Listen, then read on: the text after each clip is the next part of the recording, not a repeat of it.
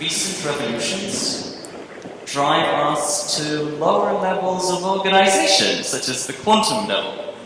And in general, in life sciences as well, there's a huge gap between quantum, molecular, cellular, tissue, organism, high levels of organization. How do you think we can use modern technology to try to deepen our understanding of this gap for life science?